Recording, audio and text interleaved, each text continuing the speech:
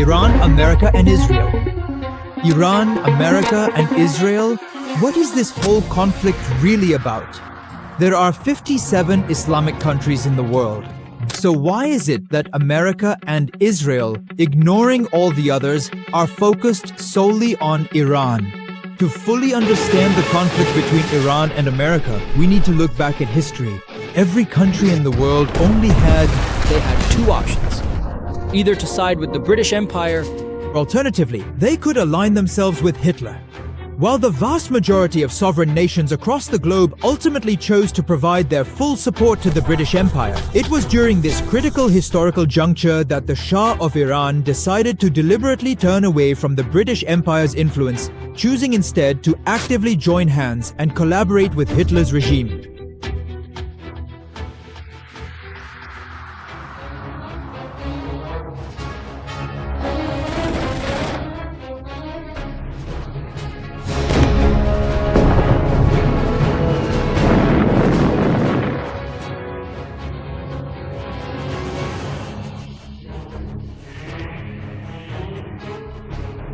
Britain seized Iran to block German ties. The Shah surrendered, and they let him keep his throne. But we have one condition. You must step down from the throne of Iran and make your 22-year-old son the new king. Because this son, Reza Shah Pahlavi, was a loyal puppet of the British Empire. This new king of Iran was greatly inspired by the British. He wanted the people of Iran to dress exactly like those in the West, to party like them, and to forget all their own traditions. That is why, from the very first day, he tried to distance Islam from the people of Iran. He banned the wearing of the hijab, closed down religious madrasas and mosques, and arrested prominent Islamic scholars. In their place, he promoted music, parties, and alcohol. It reached a point where massive amounts of alcohol were being produced throughout the country.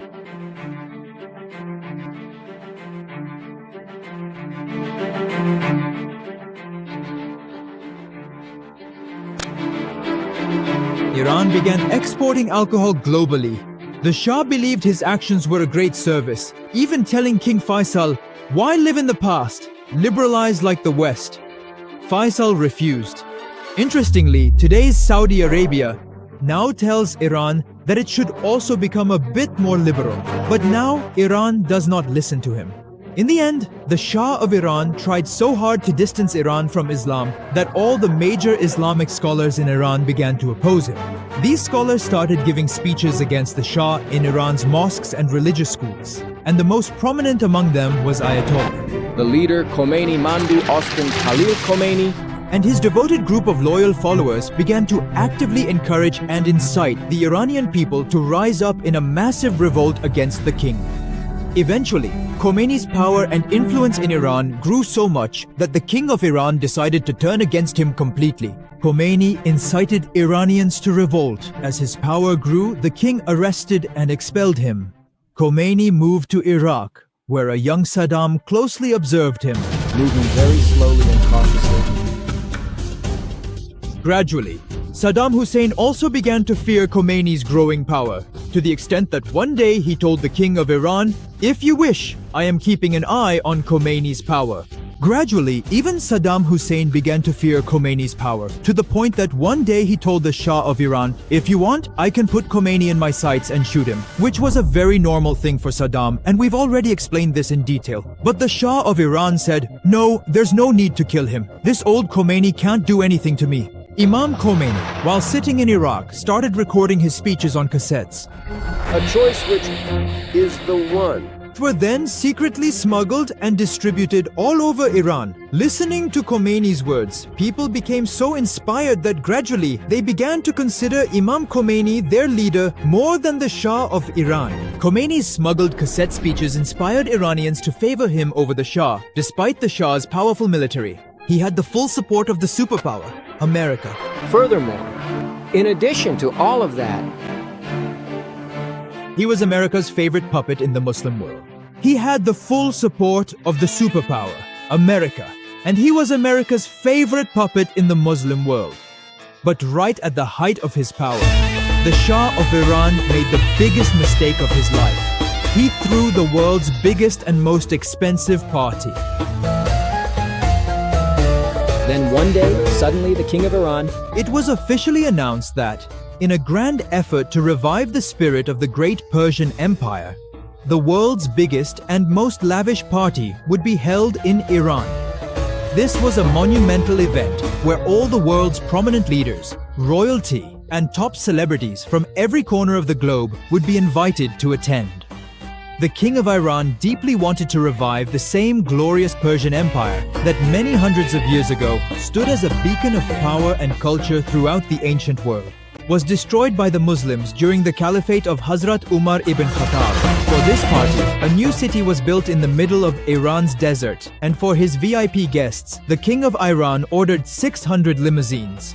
Food was served on gold plates, after which the King of Iran had everyone stand before him and sat on his golden throne in such a way that it was as if he was now the new emperor of the Persian Empire.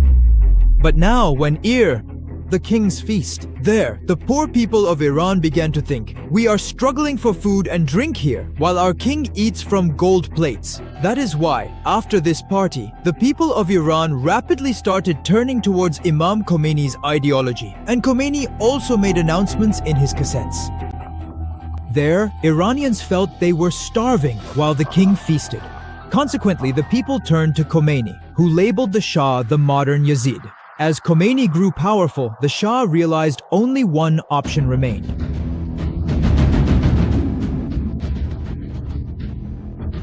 Just like his father, he went to the superpowers to beg for help.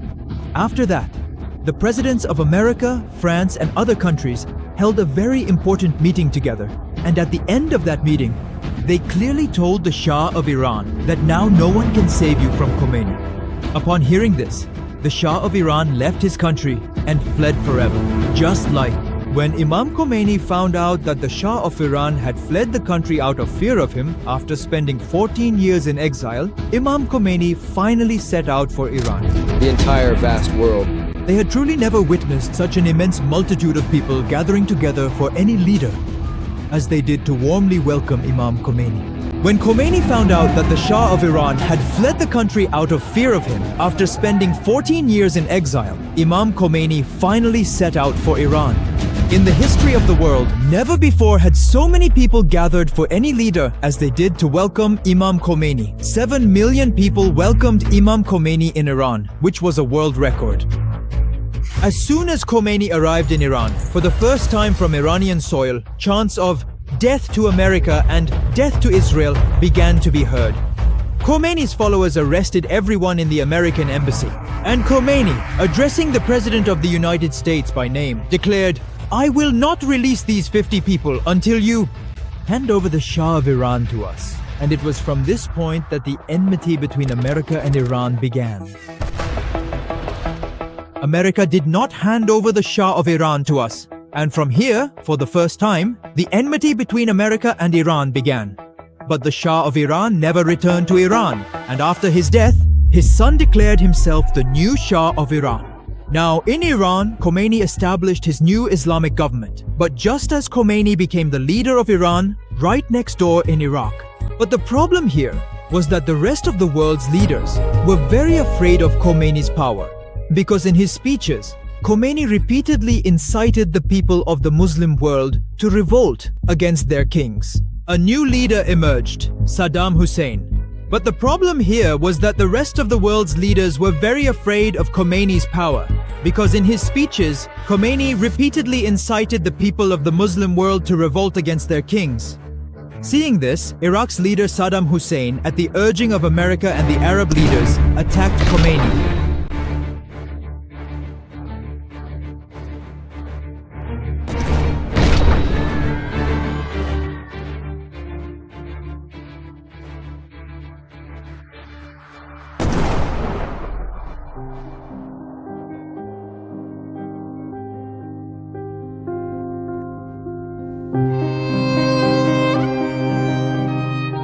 Despite an 8-year war, Saddam couldn't oust Khomeini, who later died and had the world's largest funeral.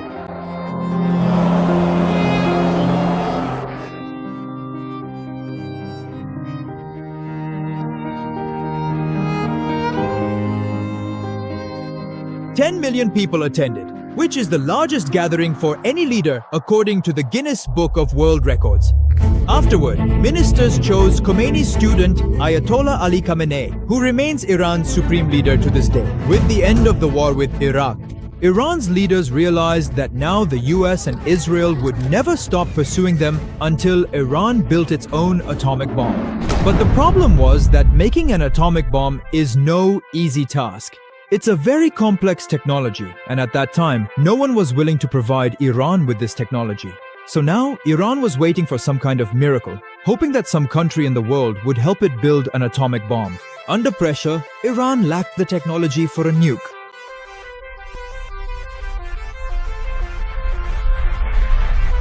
And that is precisely exactly what happened. Very close to Iran, the world's first Islamic country, Pakistan, made its first atomic bomb. After Pakistan made its atomic bomb, Abdul Qadir Khan very secretly started sending centrifuge technology to Iran to help them build an atomic bomb.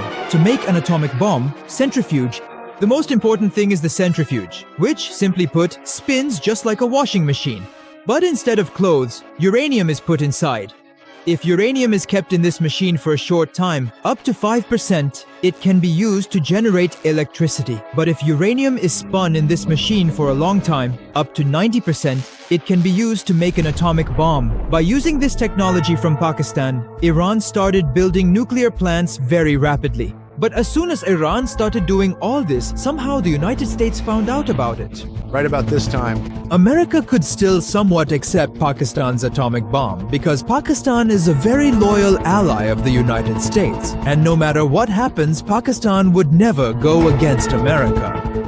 When Iran's program surfaced, the US reacted harshly. Unlike loyal ally Pakistan, Iran openly challenges America. That's why, as soon as America found out about Iran's project, the President of the United States addressed the entire world and said in his speech that there are some countries in the world that want to make chemical and atomic bombs for themselves. One is Saddam Hussein's Iraq and the other is Iran, the country of Khamenei. He used to issue threats, so as soon as America found out about Iran's project, the President of the United States came before the whole world and said in his speech that there are some countries in the world that want to make chemical and atomic bombs for themselves. One is Iraq's Saddam Hussein and the other is Iran. Which was a total lie. A short time after George Bush's speech, America attacked Saddam Hussein, killed thousands of people in Iraq, and ended Saddam's regime. After breaking Saddam Hussein's government so easily, America realized something. Soon after Bush's speech, America attacked Iraq and ended Saddam's regime. Following Saddam's swift fall, America felt empowered to falsely accuse and attack any nation. Thus, after Afghanistan and Iraq, America targeted Iran, repeatedly pushing the same narrative. They started claiming that Iran had atomic bombs. After that, all eyes were on Iran's leader, Ayatollah Khamenei, and this was considered the best time to attack Iran because on one side of Iran, there was a huge American army in Afghanistan, and on the other side, Iraq was also filled with American troops. In other words, America had surrounded Iran from all sides, so now the whole world was watching Iran's leader, Ayatollah Khamenei, to see what he would do. Here, Khamenei said something that shattered all of America's excuses for attacking Iran. Here, Khamenei shattered America's excuses for attacking Iran. Khamenei, a leading Islamic scholar, issued a fatwa forbidding Muslims from making an atomic bomb. Islam teaches that even on the battlefield, killing children, the elderly, or women is forbidden. Even cutting trees during war is prohibited. But an atomic bomb is a weapon of mass destruction, which destroys everything indiscriminately. That is why Iran's Khamenei declared the atomic bomb forbidden, haram, for Muslims, and also announced that Iran has no intention of making an atomic bomb. Due to its destructive nature, Khamenei declared nuclear weapons haram, stating Iran has no desire for them. He invited global inspections to verify this claim, yet the UN team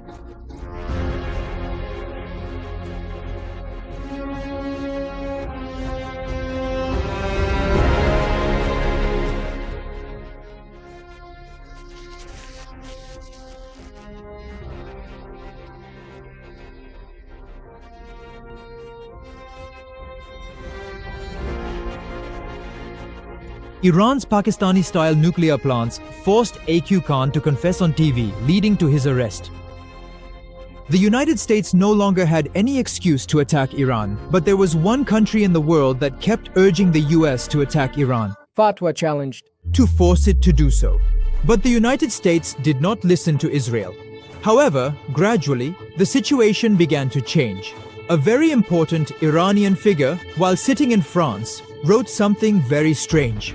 That Ayatollah Khamenei's fatwa declaring the atomic bomb forbidden is a lie, and that he, in Islam, taqiyya means that anyone can lie to save their life. So this person said that Khamenei also issued this false fatwa to save the lives of the people of Iran.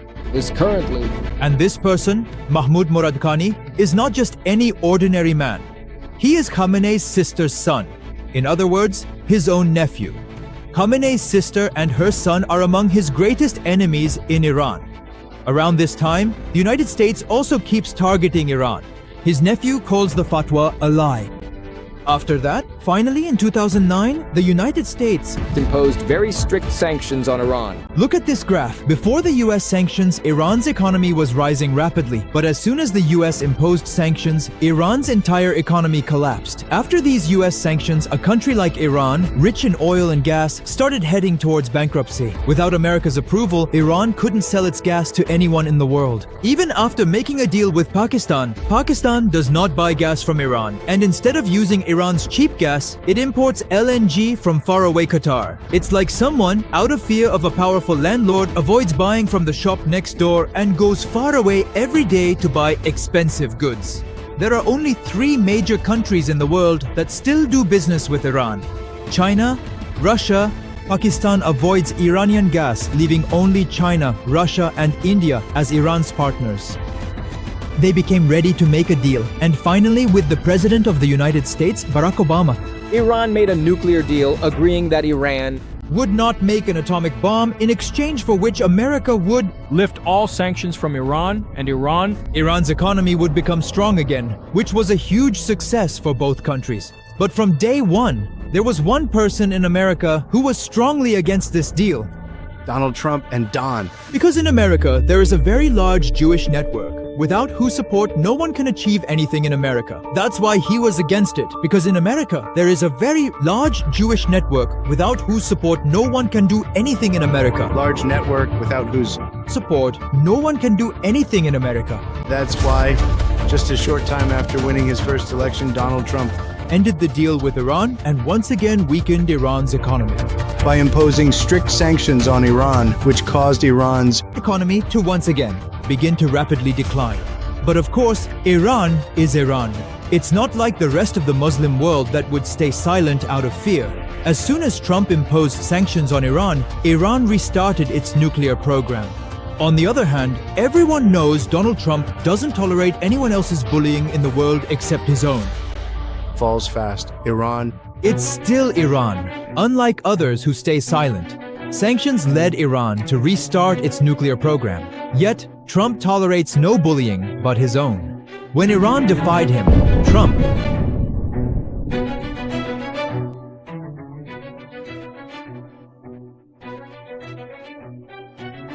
For Iran and its people, it was a matter of great humiliation that someone could so easily, in front of the whole world, killed their military commander, which gradually increased anger against America and Iran. And as soon as Soleimani's death was followed by new elections in Iran's next elections, the new president came to power. Ibrahim Raisi, who was a very strict president and was not willing to bow down to America or Israel under any circumstances. With Ibrahim Raisi becoming president, Iran's nuclear program started advancing again. And as soon as he took office, he made it clear to everyone that Iran would no longer make any deals with America. Along with this, he also began sending funding and weapons to all the groups fighting against Israel. And however, history has repeatedly shown us that we all clearly understand the inevitable and severe consequences that tend to unfold whenever any prominent world leader chooses to speak so boldly and openly against the interests of America and Israel. Do we not already know the pattern by heart? But we all know what happens when any leader speaks so openly against America and Israel, don't we? After Raisi was gone, elections were held again in Iran a year ago from today, in which the people of Iran chose a leader who is the complete opposite of Ibrahim Raisi, a very soft-spoken and calm person. As soon as he became president, the very first thing he announced was that we still stand firmly by Ayatollah Khamenei's fatwa. And Iran will never build an atomic bomb. along with this, he also said that Iran is ready to make a deal not just with America, but with the entire world. This is why, very secretly, just a short while ago, there was talk of a renewed deal between America and Iran. But Israel never wants America and Iran to strike a deal with each other. But Israel never wants America and Iran to make a deal with each other. Make a deal, and Israel, at every Possible turn, started making efforts, after which Israel once again, falsely accused Iran, alleging Iran will build a nuke within a month.